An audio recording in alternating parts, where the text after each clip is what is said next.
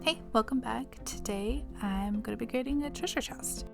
So, as a little bit of a backstory, my daughter does chores that earns her tokens, and then she can use those tokens to buy prizes. Obviously, these awesome pirate coins required an equally awesome chest to hold them.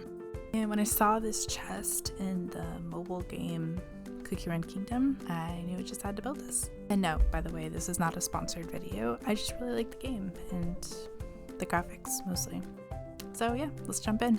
I had to estimate how large I needed the box because I didn't actually have all of the tokens. We've been doing this for a while, but she was due for a token increase, so ordered some more and I hadn't gotten them by the time I was actually making this, so I had to sort of guess, and it did work out, so that's nice. Anyway, I just grabbed an Amazon shipping box and I just started chopping.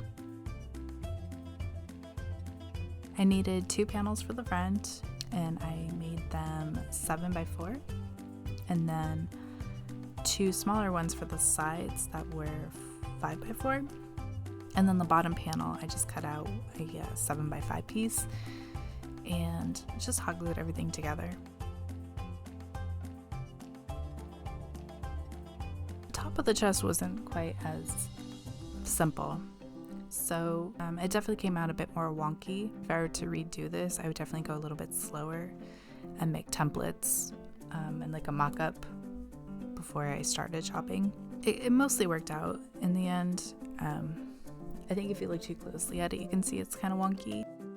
But anyway, so I cut 4 9x2 pieces, and then for 2 of them I snipped off kind of corners to create some angles, and then the other 2 I created a curve, and then I just hot glued them together.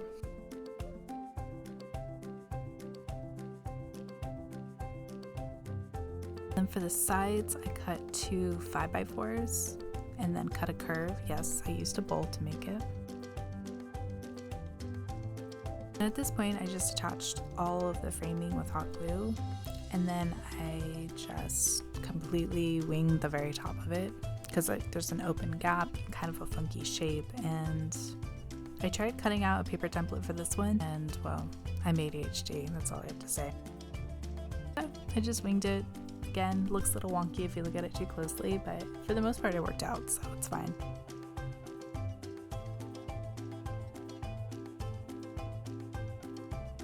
So now that the skeleton of the chest is done, it's time to start building in kind of those little details around it.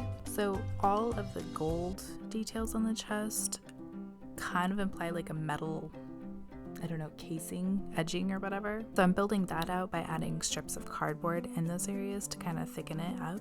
And then I added little half circle details on the bottom parts.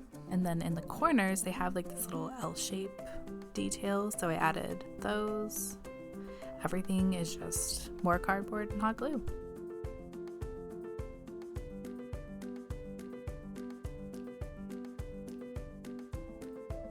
Then the lock on this thing is kind of like a bear head, I guess, and it has these 2 little wings behind it, so I just cut that out of cardboard.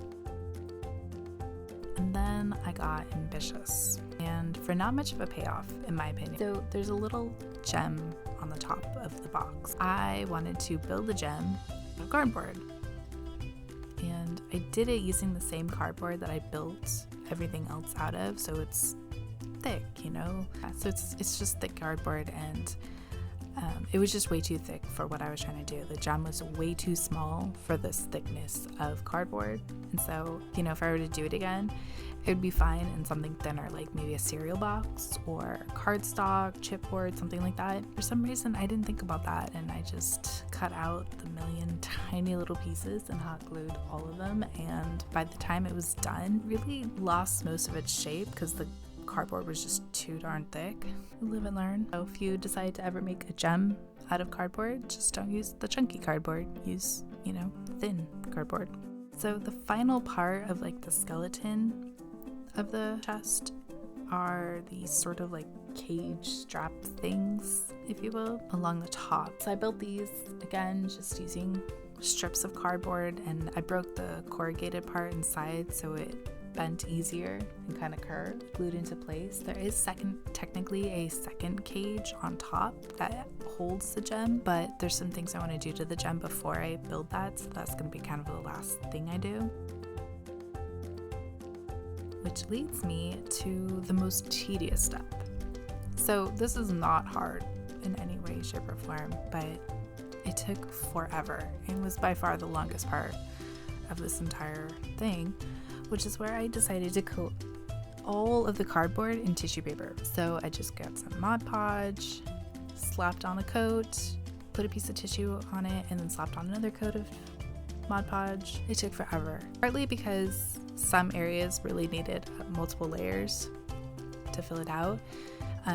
And part of it was just there were so many wet areas, like you couldn't move the box. And so you had to kind of like work in small areas and then leave it to dry for hours and hours, and then come back and do another small area and then come back like hours later. I was not prepared for how long this part took. Now, I did this for a couple of reasons. One, it just thickens up the wall of the chest. Cardboard, it's surprisingly sturdy, but once it breaks, it can get flimsy quickly. So this just sort of reinforces it on all sides and adds like another layer of durability to it. And with the Mod Podge, it's, somewhat water-ish resistant, if like it just gets splashed or something, which is good because, again, my daughter, she's 6, so that's always handy. The second reason is just texture. I did use a couple different cardboard boxes to make this. They, from afar, they look the same. Up close, you can kind of see a little bit of a texture difference in it. Not a big deal at all, but, I like the texture of the tissue paper. And this gives everything that kind of more, almost leathery look, which I think is kind of fun. And then it also covers up like the rough edges, so like the actual edge of the cardboard where everything's cut, like there's that open edge and you can see the corrugated part inside of it.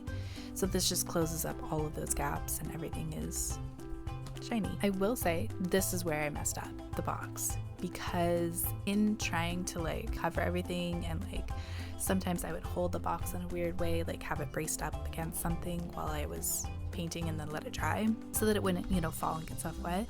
But in doing that, I actually kind of shifted the shape of it. The top and bottom no longer meet.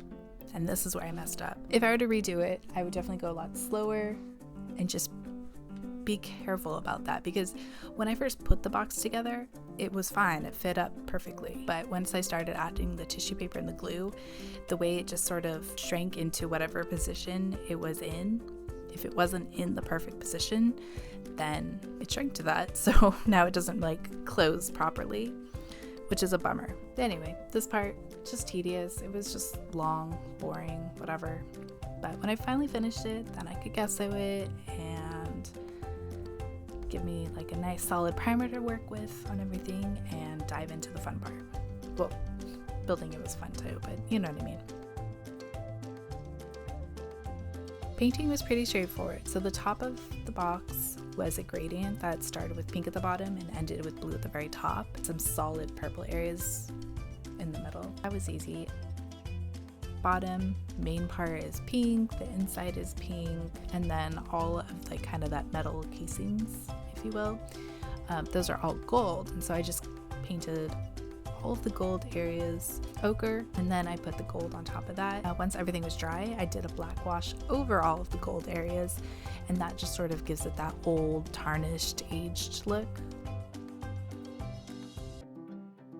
For the inside, I did think about doing fabric, because I feel like in a grand, ornate chest like this, it would be like a velvet or something, but this is for a kid, gonna get torn up, gonna get used and abused, so just keeping it the cardboard seems safer.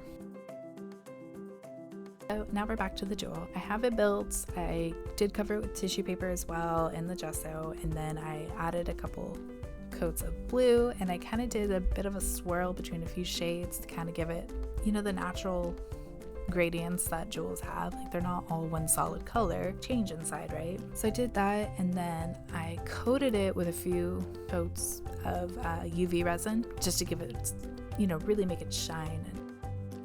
And then the last part was the lock. And the little bear head was just a pink. The wings, I did white, but then, I don't know, it just felt like it was missing something. So I added glitter to that and then coated that with Mod Podge as well. And at this point, my husband convinced me to add glitter to the top of the box as well. I wasn't sold on it, but I did it. He likes it. My daughter likes it, and that's the most important thing. I hate it, not gonna lie. But again, my daughter likes it, so it's not a big deal. But I'd really like to hear your thoughts on glitter though. Like, you love glitter, hate glitter, you ever use it in your crafts?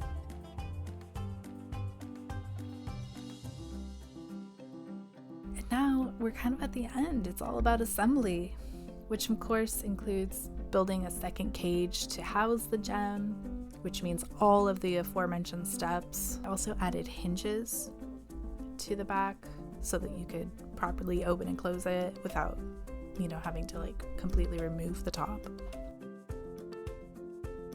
And then with that, boom, complete. This was a weirdly quick yet really long project.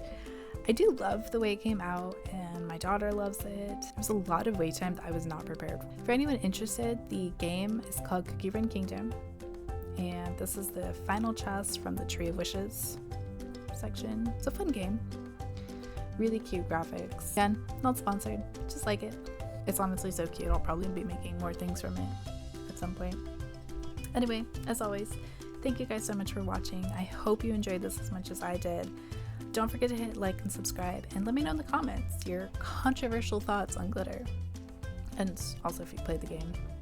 And I'll see you next time. Bye!